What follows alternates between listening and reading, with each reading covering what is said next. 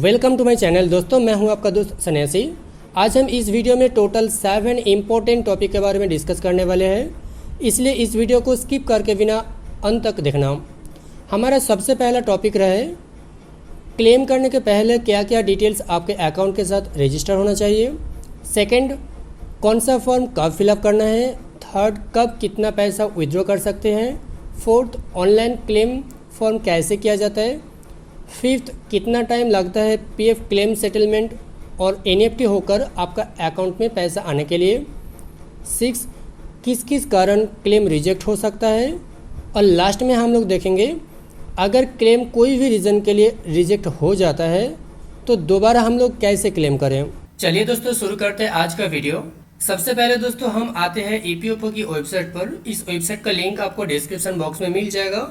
यहाँ event number और password के साथ कैप्चा डाल के साइन इन कर लेते हैं। सबसे पहले करने के बाद आप दोस्तों क्लेम करने के पहले कुछ डिटेल्स हमें देख लेना चाहिए, जिसकी वजह हमारा क्लेम रिजेक्ट भी हो सकता है। जैसा कि हमारा name, date of birth, Aadhaar number, ये सारे डिटेल्स हमारा आधार कार्ड के साथ मैच होना चाहिए और Aadhaar number, PAN number, bank details PF में अपडेट होना चाहिए और आपका आधार कार्ड के साथ कोई एक मोबाइल नंबर रजिस्टर भी होना चाहिए, जिसमें लास्ट में एक ओटीपी जाएगा।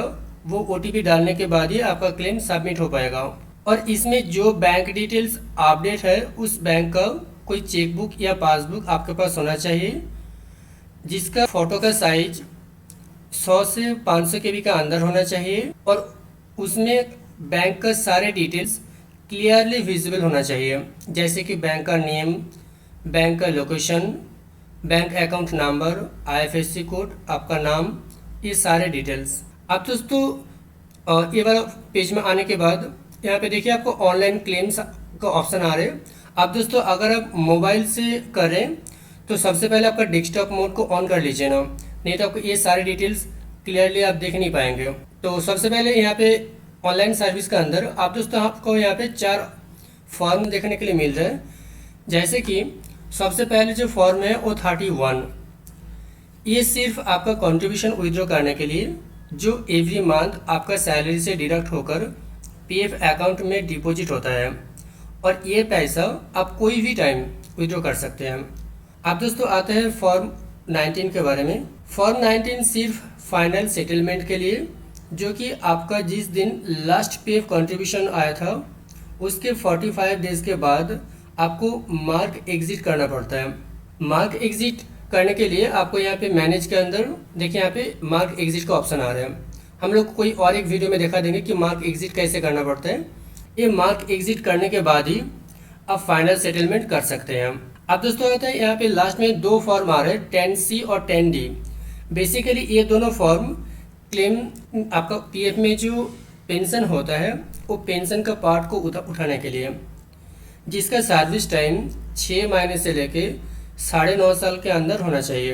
अब दोस्तों हम लोग क्लेम करेंगे। सबसे पहले ऑनलाइन सर्विस के अंदर यहाँ पे जो क्लेम फॉर्म आ रहा है इस बटन पर क्लिक कर दीजिए।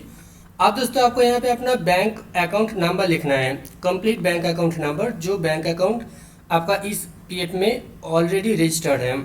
जैसे कि मैं अभी मेरा अकाउंट नंबर डाल देता हूँ। बैंक अकाउंट नंबर डालने के बाद आपको यहाँ पे वेरीफाई का बटन आ रहा है, वेरीफाई में क्लिक कर दीजिए। उसके बाद येस कर दीजिए। करने के बाद नीचे ऑप्शन आ रहे प्रोसीड फॉर ऑनलाइन क्लेम, इस बटन पर क्लिक करने के बाद आप दोस्तों यहाँ आपको फॉर्म सिलेक्ट करना है, जैसे कि कौन सा फॉर्म आप इस टाइम पे अप्लाई कर सकते हैं। तो बाय डिफ़ॉल्ट आपका यहाँ पे फॉर्म आ जाएगा कि आप इस टाइम पे कौन सा फॉर्म फिलअप करने के लिए एलिजिबल हो। जैसे कि मैंने अभी इस टाइम पे जॉब कर रहा हूँ, तो इस टाइम पे मैं अभी सिर्फ जो 31 फॉर्म है, जो मेरे अकाउंट से हर महीने डिडक्ट होकर पीएफ अकाउंट में सेव होता है, उतना ही पैसे मैं उठा सकता हूँ। और वो पैसा उठाने के लिए 31 फॉर्म है, वही ऑप्शन मेरा बाय डिफ़ॉल्ट आ रहा है यहाँ पे।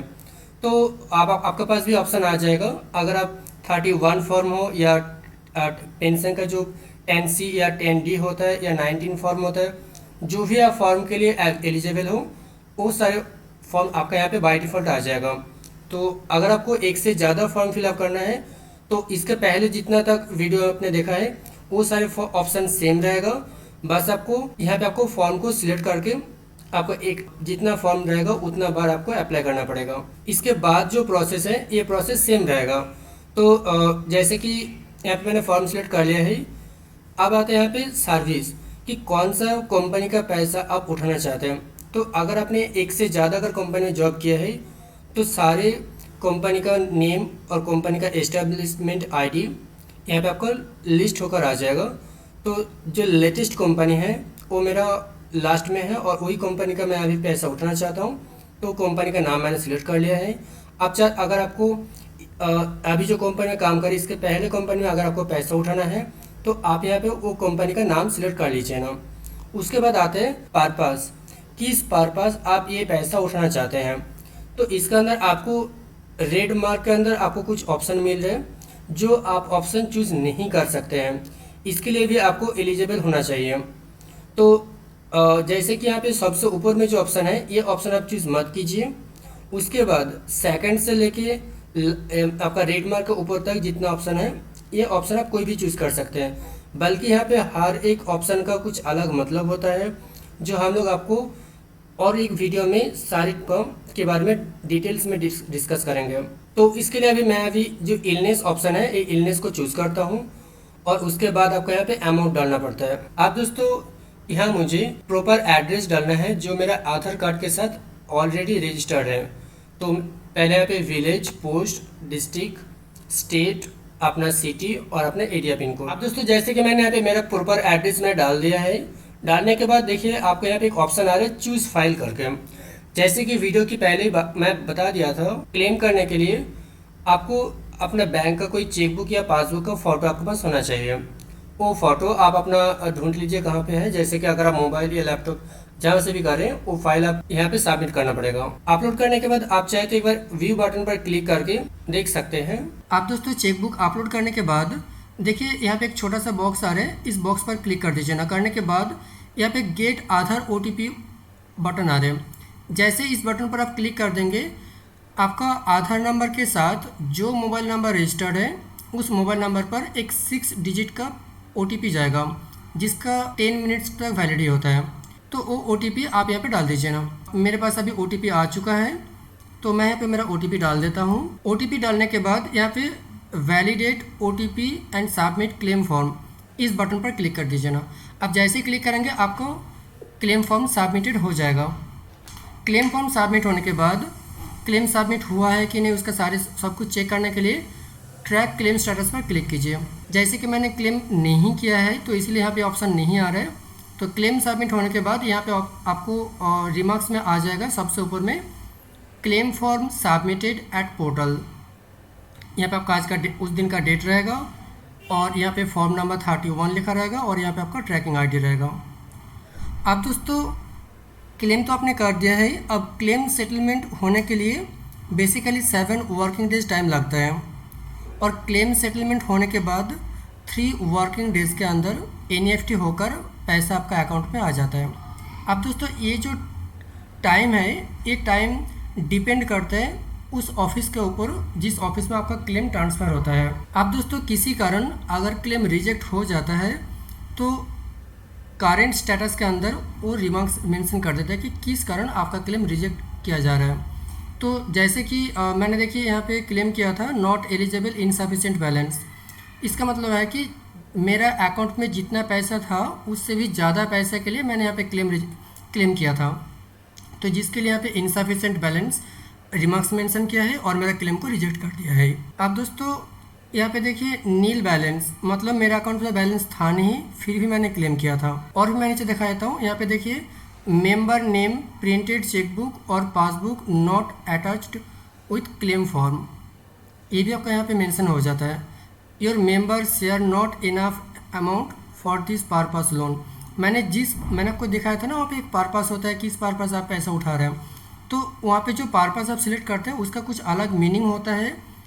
तो जिस पर्पस मैंने क्लेम किया था उस पर्पस के लिए मेरे अकाउंट में उतना बैलेंस। नेक्स्ट देखिए यहाँ पे PDF फाइल नॉट ओपनड। मैंने जो चेकबुक का फ़ोटो अपलोड किया था वो JPG या PNG फॉर्मेट में नहीं था, वो PDF फाइल में था। तो इसीलिए उन लोगों ने PDF फाइल को ओपन नहीं कर पाया और मेरा क्लेम को रिजेक्ट कर दिया है।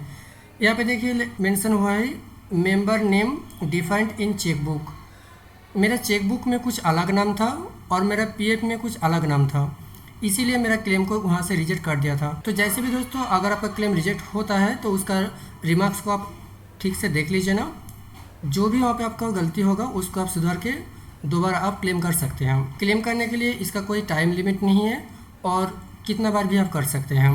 अब दोस्तों इस वीडियो में दिया गया हर एक इन्फॉर्मेशन का प्रूफ के हिसाब से पीएफ की वेबसाइट से मैंने एक फ़ाइल डाउनलोड किया है और उस फाइल का लिंक आपको डिस्क्रिप्शन बॉक्स में मिल जाएगा। आप चाहे तो कोई सा भी इन्फॉर्मेशन के बारे में आप वो पीडीएफ फाइल से देख सकते हैं। Thanks for watching this video.